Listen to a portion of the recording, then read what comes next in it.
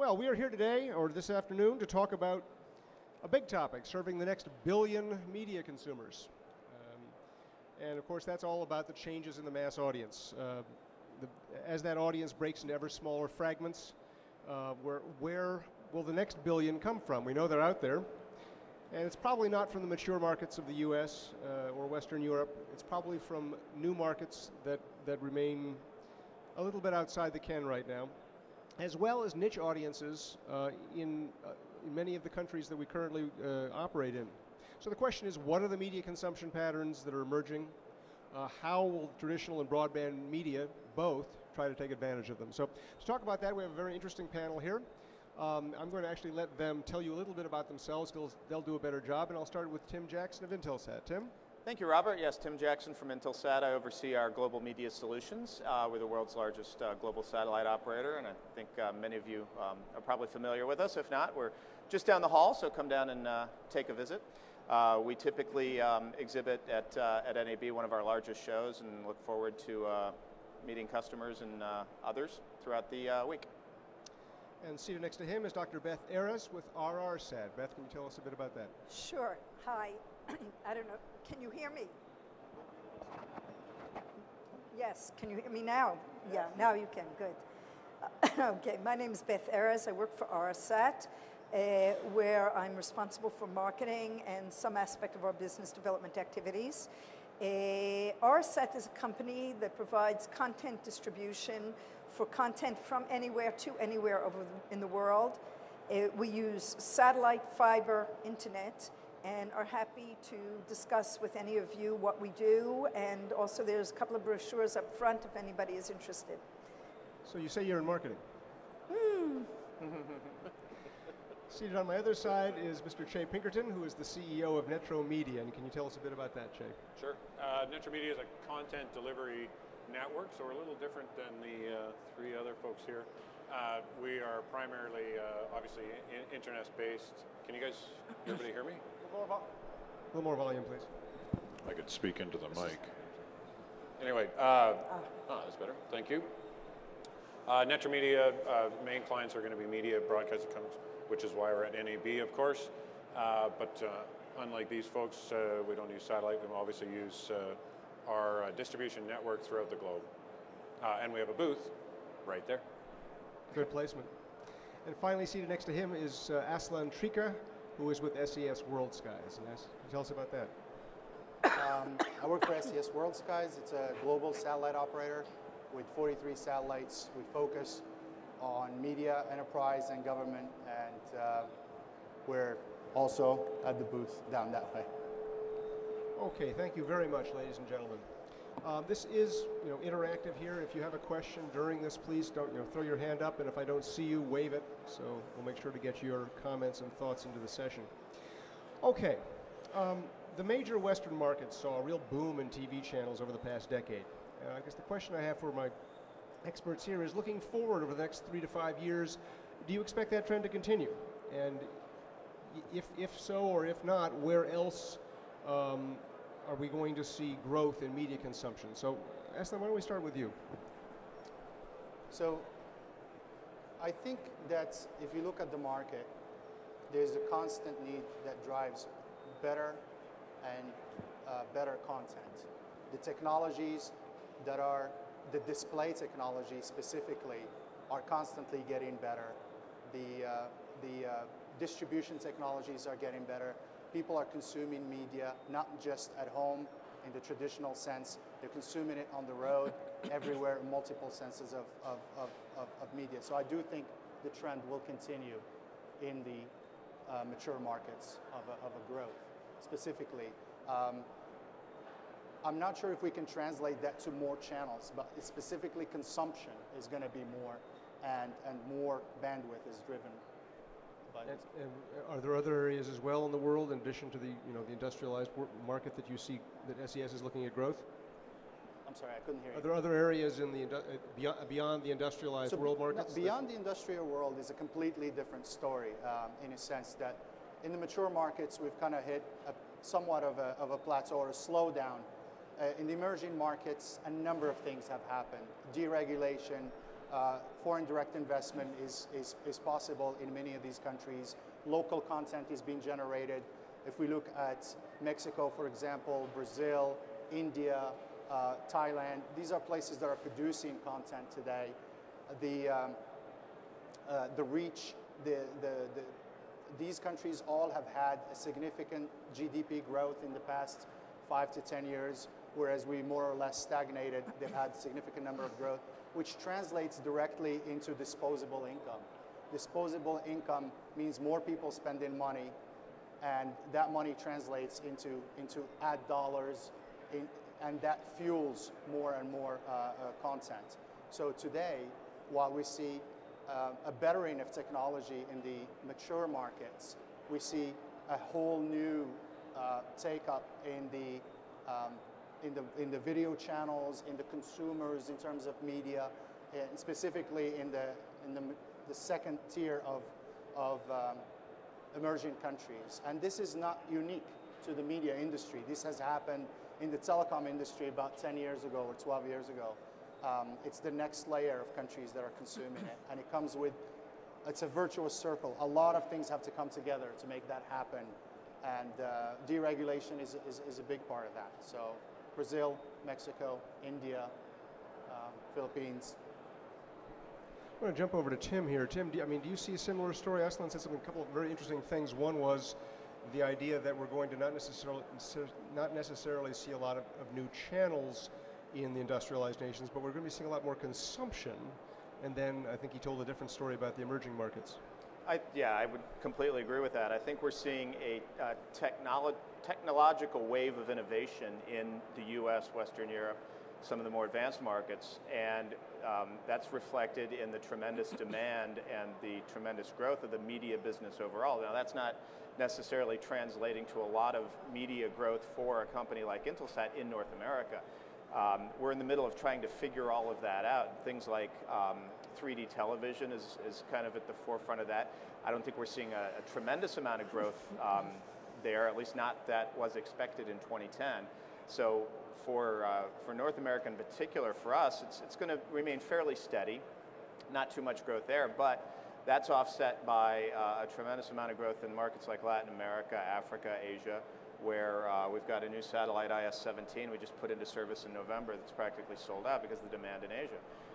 Latin America demand, there's really no end in sight there. So, and that's from just traditional channel growth, channel distribution, HD, in markets that hadn't seen HD before. So it's an exciting time for us as satellite operators, because there's ways of taking advantage of all of this standard growth, but then also using that, which helps fuel our company's growth, to sort of figure out what we can do to ride this technological wave that's happening in some of the more advanced industrialized countries. I mean, things like CDNs and nonlinear distribution to displays, all of these things that aren't necessarily going to translate into demand for satellite capacity are things where we have to figure out exactly where we can work into those spaces. But it's pretty exciting.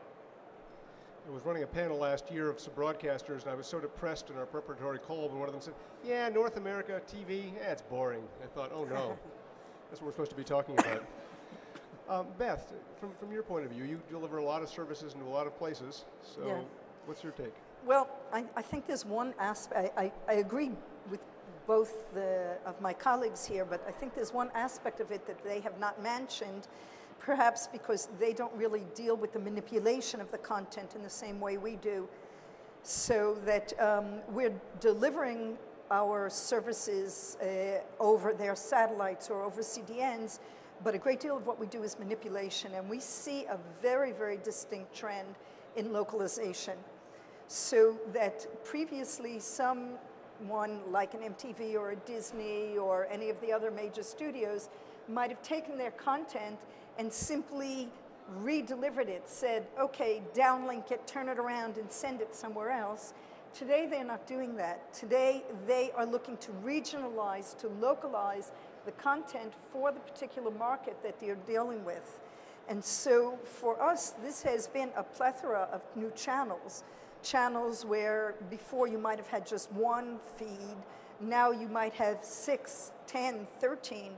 because you're going not just into new languages, but you're also going into, well, let's also do a little bit of a change in the content for the particular market that we're going into. So I think that even if you look at a channel, a Disney channel, an MTV channel, and you say, there is that one channel, in actuality, there might be 15 of them because they're being localized for the specific markets. And this is almost local into local, except outside of a DMA. I mean, that's very interesting. Yeah, and so for us, this is a tremendous growth. It is existing channels or new channels that are localizing their content to reach out much more to a niche market, to a specific area. In a sense, it also works the opposite with some of the smaller channels. I was going to ask you about the other direction, yeah. The other direction, it also works. You find, you know, a Pakistani or an Iranian channel where before they might have been doing just domestic use, and suddenly they're saying, wait a minute, I have, let's say, you know, 100,000 people in some far-off nation, and today they will create a television channel that is built for their expats that are off somewhere at the end of the world. So you'll find Chinese channels being shown in Africa and Japanese channels in Brazil and so on. And so this whole ethnic channel where the countries are reaching out to specific areas is another area of growth for us. So instead of becoming a one-way business, this is becoming a mesh network. Exactly, very much so. All right, we've been kind of satellite-centric for the last few minutes, so now I get to turn to Che and talk about the answers to this question about, you know, looking forward to the next few years, where do you expect to see growth in TV channels or other media in the industrialized nations, but also in the emerging markets? How does that look? I think that's exactly. We're not hearing you. I think it's exactly where the growth is going to be.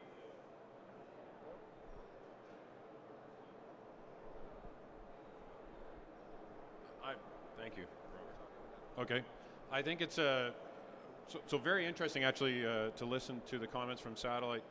A lot of our conversations with clients are, we have a satellite broadcast, we're broadcasting by satellite, basically a linear broadcast, and now we want to do, and they name off all of the stuff that they want to do, which is where we would step in, so on-demand broadcasting. You talk about a mesh network, most definitely. You talk about multiple channels, most definitely. So I have a linear broadcast that happens on satellite, and I have, you know, another 3, 4, 5, 6 broadcasts that happen online. And localization. These are excellent points. Localization is a critical factor which the internet or broadcasting through the internet can do very well in each of these regions. Again, there you go. No. All right, trying. We have a satellite broadcast, but you know, the content on that is again linear, but I want to be able to put something local on demand or to mobile, which is another thing that's really driving the market. So we're constantly finding that the emerging markets really are leapfrogging. They're going over what's happening in the Western, so-called Western world, and jumping straight into some of these other distribution platforms, other ways to get content out there. I just want to ask you a follow-up, which of course that assumes that there are other means of distribution. Internet access is is growing fast, but is far from a given in a lot of the markets. What's the relationship there? It's a good point, Robert. And I would say that the diaspora broadcasting is a big point, and I know that Beth brought it up, and I think we're finding a lot of the broadcasters are saying, yep, we're broadcasting by satellite regionally. Now what we want to do is have an online channel that's going to reach our diaspora in the United States or in Canada or in China as far away. That is a huge demand, and it's an amazing audience because it's a committed audience, it's a niche audience, it's something that advertisers can relate to and respond to, and they're generally very dedicated.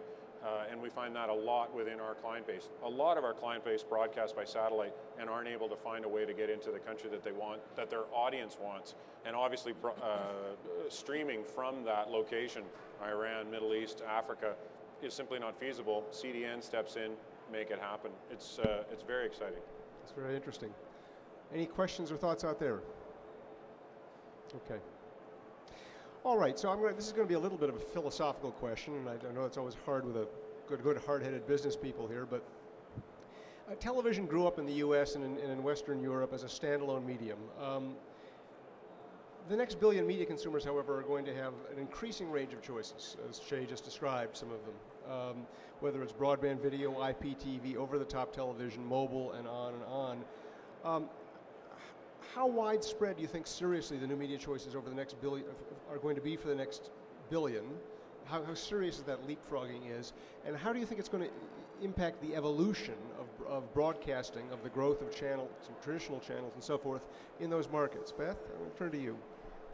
Well, I think that's a really important question, and I think it's one that we, as a company that had been mainly satellite up until 2-3 years ago, have addressed internally. I think that we recognize that while without a doubt we are seeing growth in our industry and we see ongoing growth in the industry, in any case though, when we look to the more future, the further future, we recognize that there are going to be ever increasing ways of reaching people with content, ways that I think that we still haven't even thought of here in this group of people. Who would have predicted YouTube, 10 years ago? So, not me. I thought when rap came out, it had at least maybe 2 years ahead of it before it died. So don't ask me. Exactly. So I think that as a company, for example, we recognize that what we do is content management and content distribution. And so we spend a great deal of our time trying to understand where our future is amidst the new media and how we can, justify getting involved today for what might be something we need 5-10 years from now. Now, Tim and Aslan, you are in a slightly different part of the chain. You're not doing what Beth called manipulation so much. So how about you? How when you're thinking about your business going forward, how are you going to get a piece of that, and how do you expect that your core markets to be shifting? Well, I think we're seeing the programmers, content owners getting increasingly more sophisticated in how they have to treat and manage their content, as Beth has described. And I think we're going to see companies like Beth's at RRsat focusing much more on the multiple levels of content manipulation and packaging and distribution that has to take place.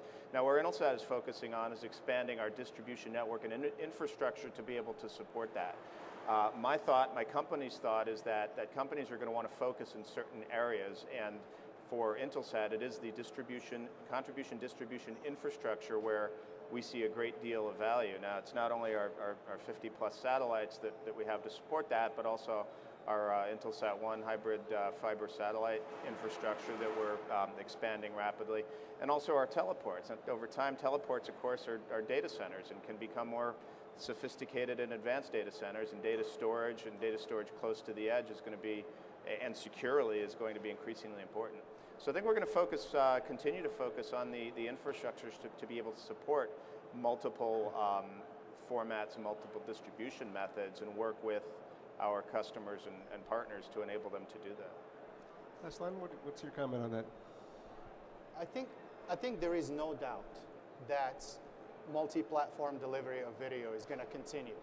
Whether it's through satellite, through cable, through mobile, through wireless, is going to continue. The consumption is going to happen over all of the mediums. I mean, I look at my kids. I have 2 kids, a 10-year-old and a 7-year-old, and they watch TV in a completely unconventional way for me. They watch the stream coming from the normal broadcast television, and at the same time they're on an iPod or something, streaming something else. So I think the trend is going to continue. I don't think it's mutually exclusive. I don't think one is going to take over the other, or the other way around. I think it's going to continue. It is far from being a completely broadband world yet. I mean, if you look at Africa, for example, there are 800 million people living there. 15 million have broadband. It's very far, but I don't think it's a trend that should be ignored. I think the satellite specifically has an intrinsic value in a sense that we can reach ubiquitously a large audience without extra cost for the next marginal user, and I think that's very important. but we have to be able, as Tim mentioned, to adapt, and even as Beth mentioned, to adapt to address more than just the person sitting at home. And that could be done through a number of ways, and I think we're exploring all the different ways, whether it's through partnerships, whether it's through doing it ourselves. But in the end, you have, in order to reach the next billion, you have to be able to be either focus on a niche and let somebody else do it, or address all of the different essences. And I think people's choices is what drives what we do, really. I'm always interested in the expectation of people who are my daughter's ages that the network will always be there. You know, there's just, of course, you're always connected. It's like, I don't know, this morning when I was trying to get online at my hotel, the network went down. I thought, okay, I guess I'm glad I've got some offline resources. Let's go a little bit farther out on this issue of, if you will, thinking about things that don't exist yet. Television has been a unifying force in the United States, in the Western Europe, and a lot of other markets. It's created a common understanding of issues, and I think we've seen already where in our society, certainly in our political discourse, that it's increasingly fragmenting. People want to listen to what they already agree with, as opposed to engaging with ideas perhaps from other people. So I'm interested in that next billion out there, where you've got a lot of political change going on. You've mentioned deregulation. You've mentioned a lot of things that are positive trends. Do we think that as the delivery means become more fragmented and complex, are we actually going to be sacrificing that unifying function that media traditionally brings? I'll ask you, Chad. All right. I disagree. I don't think, I agree that there'll be greater unification. I don't agree that there'll be sort of continued fragmentation. Perhaps maybe the definition of fragmentation needs to be refined somewhat, but I think that the fragmentation that you're going to see, the linear broadcast, the way in which your kids consume media is the same as mine. I mean, they've got a linear broadcast, but they want to see or want to know or want to have the supplemental. I think there's some significant challenges in infrastructure within the regions that everybody says are going to be growing, and I don't believe for a moment. I think satellite enhances the overall presentation, but at the same time, you're not going to get rid of satellite and say, okay, we're going to go to broadband. I mean, I would love it if we're a broadband company, but it's not going to happen. It's going to be supplemental. Mobile isn't going to be able to take over all of the consumption of media. So all of them have to work, I think, in conjunction or work together in order to provide the message. And some people will want to consume the majority of the content on their mobile, majority on their pad, the majority on their PC, and even some may want it on the television through conventional broadcast. That would be the fragmentation as opposed to the messaging. And so one broadcaster needs to be able to reach out to its audience in a fragmented way, if we can call it that. If that answers the question. Does anybody want to disagree with him? Yeah. No, I completely agree. I mean, you got to follow the money. There is no substitute right now for the traditional business models available in our business. And the data I was reading a couple days ago is that Netflix is the largest digital platform with the most number of subscribers. Now, how much money does Netflix contribute to each of our companies? And unless you're level 3, you're going to answer not a whole lot. But when you look at Cablevision, you look at Cox, you look at Comcast, you look at all the traditional methods of distribution of linear television channels, that's what supports the entire broadcasting economy today. And until there is a legitimate substitute, these are going to be available technological options that over time will become more relevant. But right now, the business aspect to this is not there. Sorry, I'd like to comment on that, and to take it a step further. And it's a very important point. And in terms of emerging markets, the North American mediascape is confined, the Western mediascape, I would say, is confined by some significant restrictions. But if we go to an emerging market or a second market, they don't have those restrictions at all. And so in the way... What kind of restrictions are you talking about? They'll have business restrictions, they'll have financial restrictions, as well as regulatory. They don't have a legacy a legacy business model. Not at all. Not at all. And so they can just say straight out, they can say, I'm only going to invest at this certain level to broadcast over satellite, and I'm going to do all of the rest, regardless of the Western model, all of the rest through mobile, through PC, or through, and we've been seeing a large number of our clients doing something contrary to what it is that's happening in the Western world. Good, I'm glad you made that. I'm sorry, go ahead, Aslan. I was just, I wanted to add to what Chase just said, and I want to support it. When we look at the Western models specifically, we have the traditional model, as Tim mentioned, is very, very complex, but it's very solid. It works. It's not breakable, and it makes money. When you look at new models, for example, there is a package I was just watching a couple days ago. Bharti in India has a $4 DTH package. And in the $4, you get 200 channels, you get VOD, you get job search through the internet, through the thing. You get e-matrimonials, dating service, and then you get World Cup cricket. It's very difficult to beat that. Now, I'm sure that model is not making money, and it will take some time for it to make money. But customer acquisition is very, very important as well for these people. Yeah. So the guy with the deepest pocket is going to win in the end. So to support your comment, there are different business models working this. And for them, the big deal is if they get a whole bunch of users that come on board with that, even if it's a lost leader, it's a great marketing tool. And guess what? They'll watch their linear broadcast, which then supports the other advertisers that are on their linear broadcast. There's a significant value-added element to the old model that is available in the emerging markets. It's available in Brazil, it's available in Mexico, it's available in India. There's this value added above and beyond just the plain video. Well, we're both continuing to launch substantial and significant new DTH platforms into emerging markets. And that's the regular business model. It may be $4 ARPU, but it's selling transponders and it's growing, and it's a big, big business for DTH growth in places like Central Eastern Europe, Latin America, Asia, parts of Africa that are still uncovered. So it's not done yet. No. Bharti is a particularly interesting example because, of course, they're India's largest mobile carrier. Yeah. And so they went into DTH with retail outlets, with 80,000 retail outlets across India to sell the service. Well, okay, that's subscriber acquisition power. Also, they have the power to drive down the cost of the set-top boxes.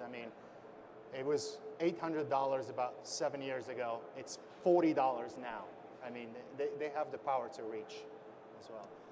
I'd like to just keep going with that for a second because that was a great specific example. I'm springing this on you guys, but could you give us a specific example of a delivering service into one of these emerging markets that you think is interesting and different, that your company is involved in?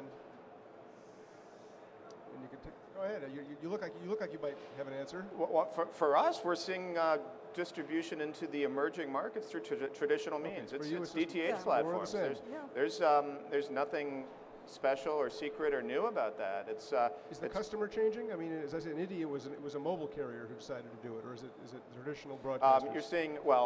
You're seeing the model of telcos that are losing fixed line business globally, looking at other means of maintaining an ARPU on their consumers, and DTH and media services are a logical extension of that. So we're seeing the big guys, the France Telecoms, the Deutsche Telecoms, looking at markets where they can enter, and they have the capital to fund new platforms, and they're doing that all over the world.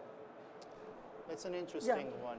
Sorry, Beth, go ahead. I was going to say that's from the point of view of the operators, but if you look at it from the point of view of the content owners of the channels, you definitely see a growing increase in the units within large organizations, large studios, whose focus is on the emerging nations and who are reaching out, whether it's to the Central and Eastern European, whether it's to Russia, to Africa, India, and China, for examples, as well as Latin America.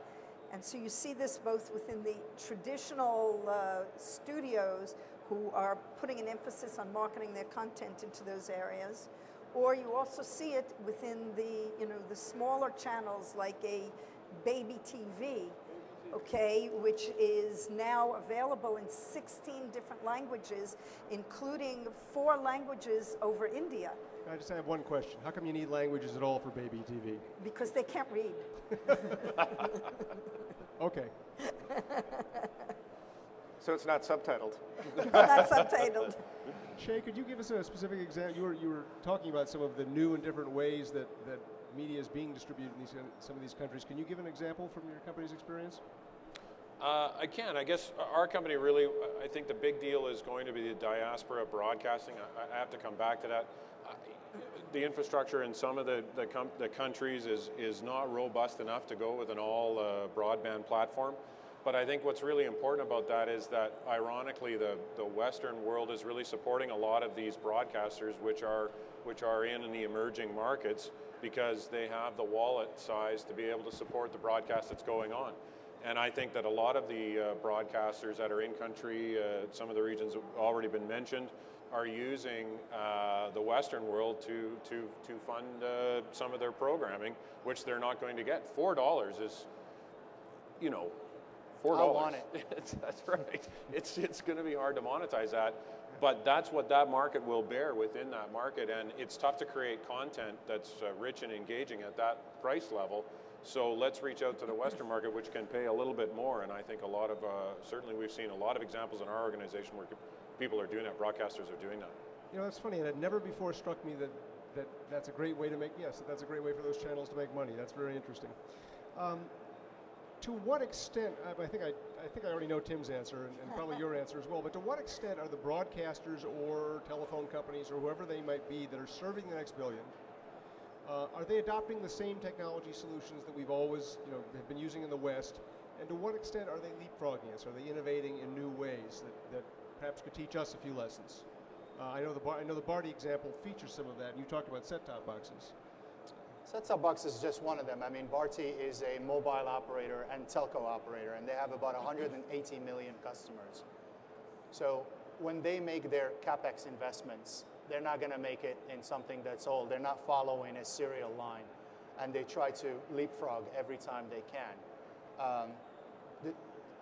The interesting thing is that when we talk about Barty, or we talk about Telefonica, or we talk about América Móvil in Latin America, all these guys are telcos. They're traditional telcos who are using DTH through a satellite medium because of its simplicity and its reach.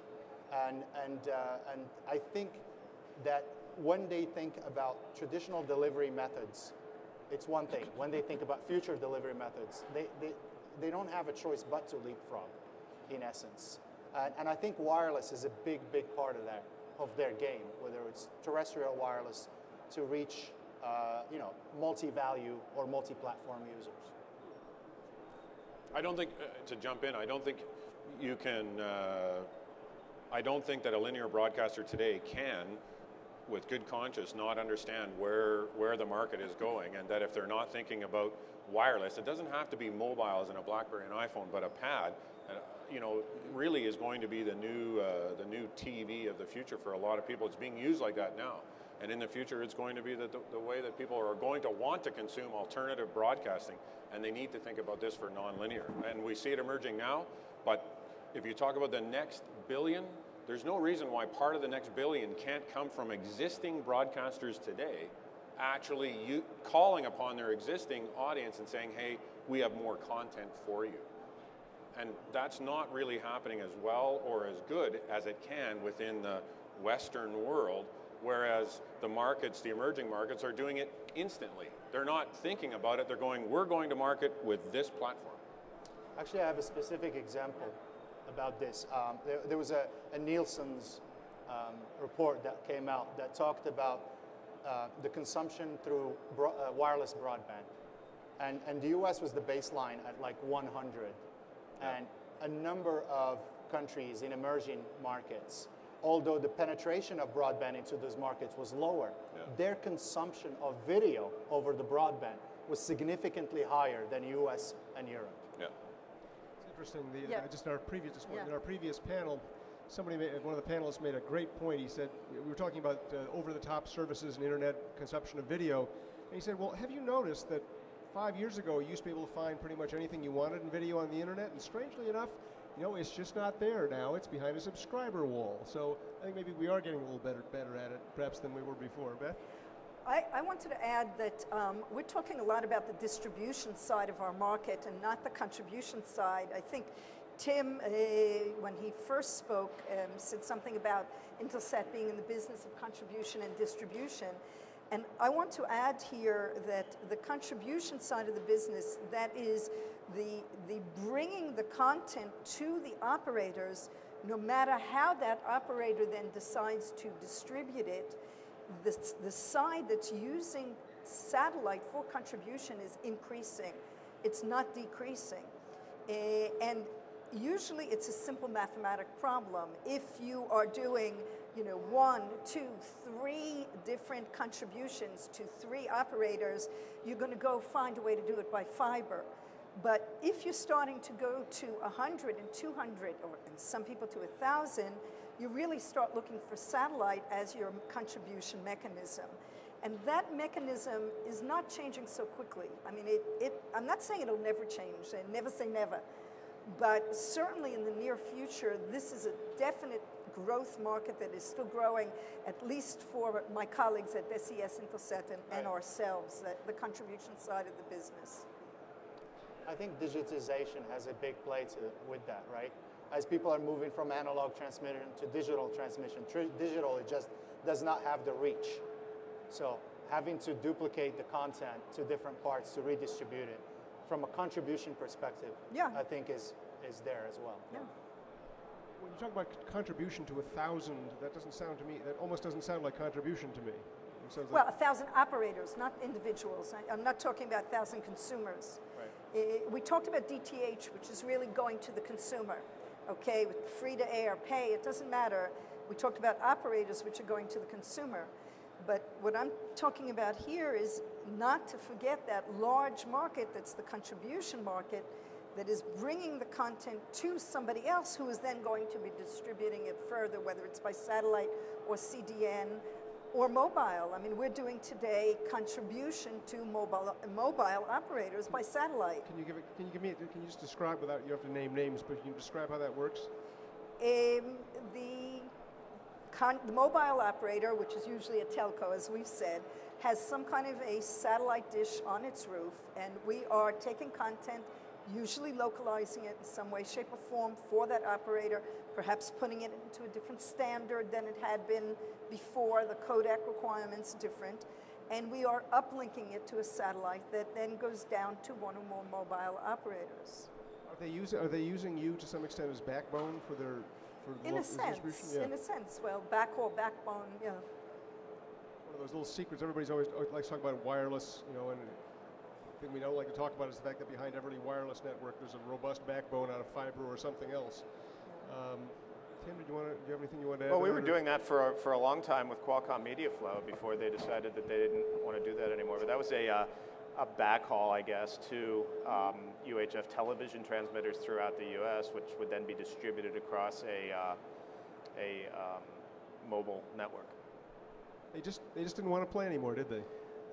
There was it's slowed down. The mobile business has slowed down.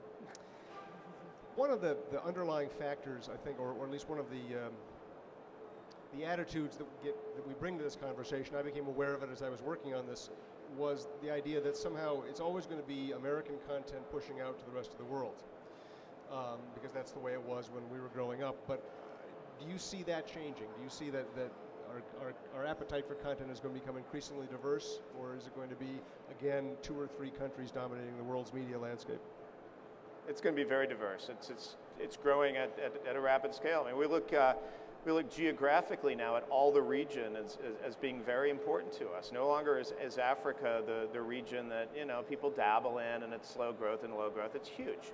And all of the operators throwing lots of capacity into the region despite an incredible advancement in fiber distribution throughout Africa. So Africa for all technologies, for video, for network services, data services applications, is going to tremendously grow. We've talked about a lot of the other regions.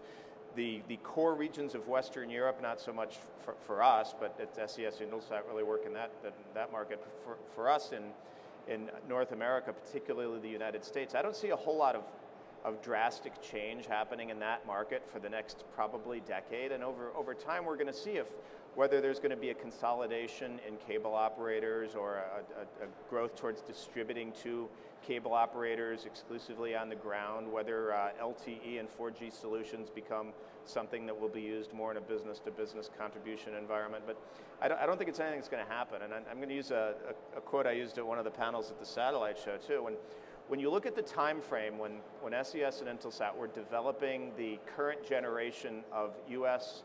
domestic satellites for cable distribution, which are AMC 10 and 11, Galaxy 14 and 15. At that time, there was no HD, there was no iPhone, iPad, mobile broadband, nobody had Blackberries in their pockets, and people were watching linear TV as virtually the only home entertainment solution, and very few people had PCs, and the only internet available was 14.4 and 28.8 broadband. So that's when we were designing these satellites back in the middle of the late 90s. So when you look at what's going to happen when we have to replace those to look at the US marketplace in 2020 and beyond, who knows? Because what we're going to be facing hasn't been invented yet. Interesting business problem. Are there other views on that in terms of the diversity of media going forward? We talk a lot about global, and we keep coming back to local and local and local. And I think, although yes, the Western world, we sort of have the perception that we disseminated all this media, but really the emerging markets are really also equally as interested in learning about or understanding or watching content that is in their market or from their market. So the ability to get content local to a local community is still really, really, really important. And I think that the emerging markets are doing a better job of that than the US markets are doing, because again, because of constraints, I think they're still thinking, quite large. Maybe the whole entire North American continent as opposed to, my area, my region. And that's a big deal in the emerging markets, at least from our perspective. Well, I think it's a proxy for what happened in Latin America and Asia in the early 1990s. That's when pay TV was first coming, and the US and Western Europe were in analog. Yeah. Analog with the old legacy scrambling systems, and the first stuff that I remember launching in digital was into Asia and into Latin America with MPEG-2. So that really leapfrogged the advanced markets, and now you're seeing that with the markets you're working with going beyond those legacy technologies into even newer models. I agree. So it'll be some time before that then rolls back to the current markets that are the advanced ones, right?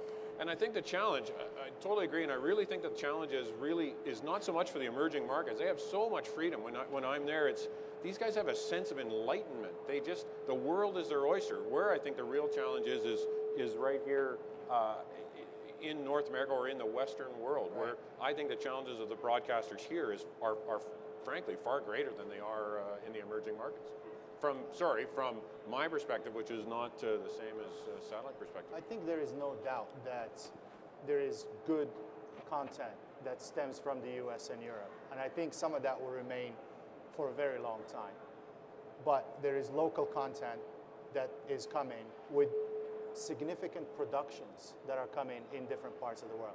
When you look at the media in the Middle East, they have about 500 channels or 600 channels, none of which are Western at all, ever.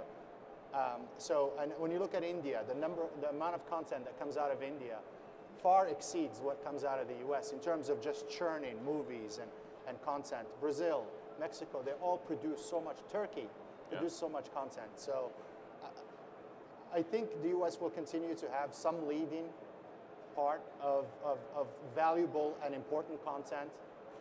But I do think that it's not going to make up the majority of content around the world. But I don't agree 100% that there's no Western content. I think that if there is Western content, it is only if it has been localized, if it has been dubbed into the language, not just subtitled, and if the content has been controlled to meet the cultural requirements of that country. So you'll no longer see an MTV going into a nation if it hasn't made it an MTV, Eastern Europe, so that it fits your Eastern Europe. Or National Geographic, which does go to a lot of the Middle Eastern countries, will be a National Geographic Middle East.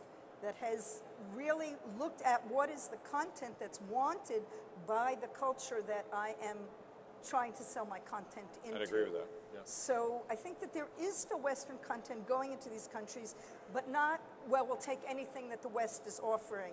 It's, we'll take it if it meets our requirements, and we're going to tell you what our requirements are. Yeah, that's a good point. Back in the mid-1980s, President Ronald Reagan took a trade mission of U.S. auto executives to Japan and to force open the Japanese market because those nasty folks in Japan were keeping us out. And I remember reading coverage of it, and in that coverage I stumbled across a really interesting fact. All of the U.S. automakers were trying to sell left-hand drive cars in Japan. Japanese drive on the other side of the road. And we were complaining that they weren't buying our cars. And I thought, So I think, Beth, you kind of said it for all of time. Yeah, if we want them actually to buy the content, we have to actually make it relevant to their market. Are there any questions or comments from out there that you'd like to throw into this? We've stimulated some thoughts among all of you. Anybody? Well, then I'm going to call this a win. I hope you will join me in thanking Tim Jackson, Dr. Beth Erez, Che Pinkerton, and Aslan Tricha for a very interesting hour. Thank you. Thank you. Thanks.